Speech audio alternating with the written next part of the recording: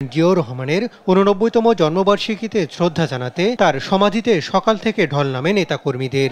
বহুদলীয় গণতন্ত্র প্রবর্তন, মুক্তবাজার অর্থনীতি প্রতিষ্ঠার মাধ্যমে দেশকে অনন্য উচ্চতায় নিয়েছেন জিয়াউর রহমান। এরপরও নানাভাবে ইতিহাস থেকে তাকে মুছে ফেলার চেষ্টা হয়েছে বলে অভিযোগ করেন তারা। জিয়াউর রহমানের এই মাজারকে সরানোর জন্য সরকার অনেক পায়তারা করেছে, বাংলাদেশের বিভিন্ন স্থাপনা সরানোর চেষ্টা করেছে। যত সংকট বাংলাদেশে এসেছে জিয়া পরিবার এই সংকটগুলো সমাধান করেছে।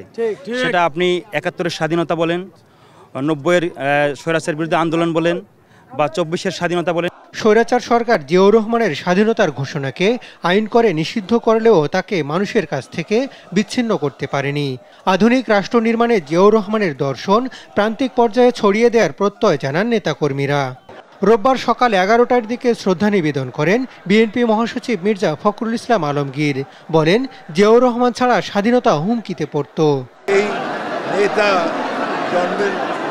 জন্ম না হতো তাহলে বাংলাদেশের স্বাধীনতা অবশ্যই কি অবস্থায় যেত সেটা আমরা জানি। সংস্কার এবং নির্বাচনের মধ্যে কোনো বিরোধ নেই। সংস্কারও চলবে, নির্বাচন হবে, এবং যে সরকার আসবে, যে দল সরকারে আসবে তারা সেই সংস্কারগুলোকে এগিয়ে নিয়ে যাবে। আমরা আমাদের দলের পক্ষ থেকে আমরা পরিষ্কার করে বলতে পারি যে আমরা প্রতিটি সংস্কারকে এগিয়ে নিয়ে যাব।